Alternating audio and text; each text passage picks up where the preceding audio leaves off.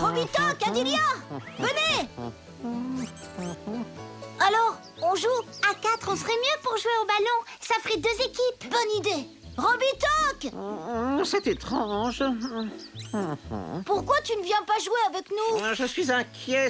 C'est le printemps et mon mûrier n'est toujours pas en fleurs. Ce n'est pas grave, du moment qu'il nous donne des mûres.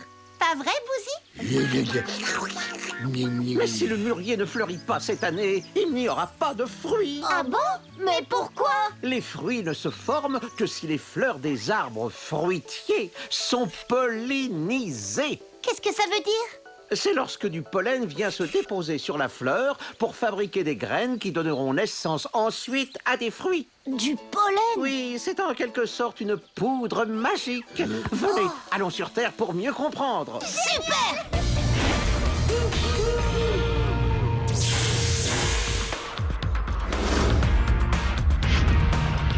Robitoc, ça se trouve où le pollen? Le pollen est partout autour de nous. Et c'est quoi exactement?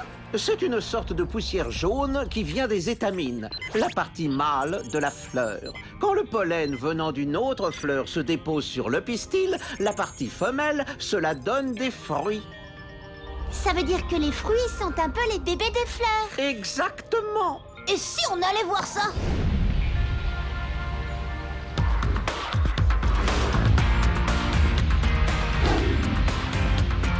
Adibou, il y a une clairière là-bas, pose-toi. C'est parti! On va découvrir le pollen!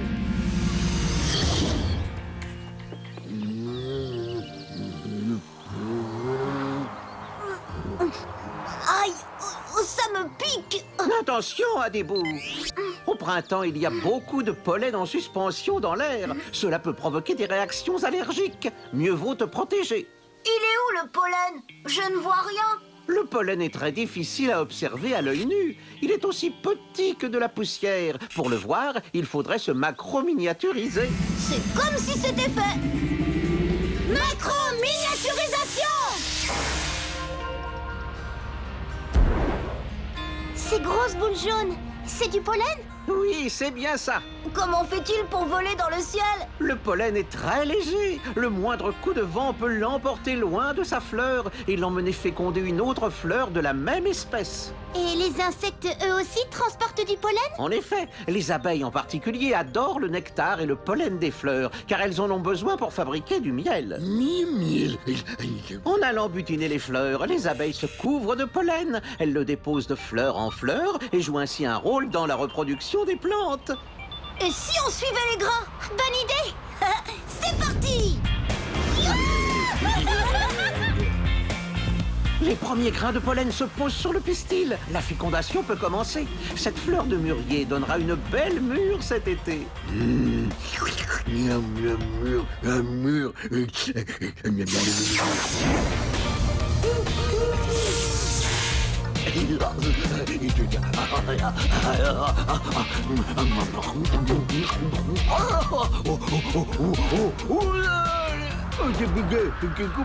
Oh là là, qu'est-ce que c'est? Mais c'est Bouzy! Oh, rien de boulot.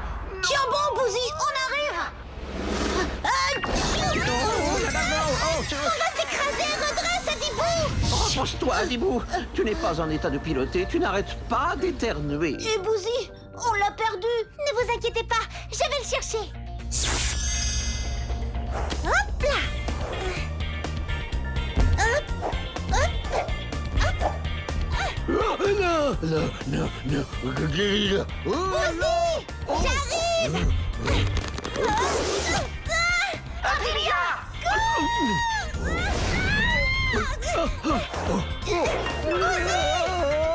Vite, attrape-le!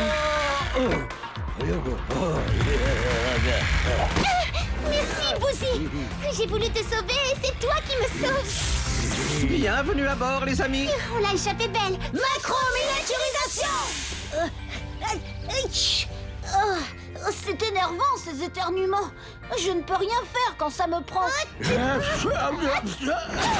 Oh non, vous aussi, vous êtes allergique au pollen. Je crois plutôt qu'on a attrapé froid dehors! Oh, un bon bain vous réchauffera. On va partir maintenant. Retour sur Célestat!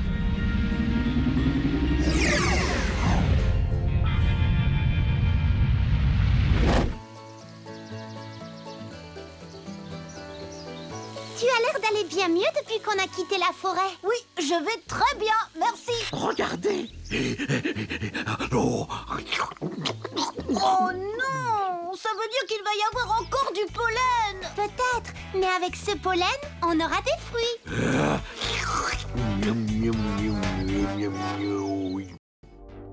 Savez-vous ce qu'est le pollen? C'est une poudre qui vient de la partie mâle des fleurs. Le vent ou les insectes emportent le pollen et le déposent sur la partie femelle d'une autre fleur, ce qui va permettre La naissance des fruits.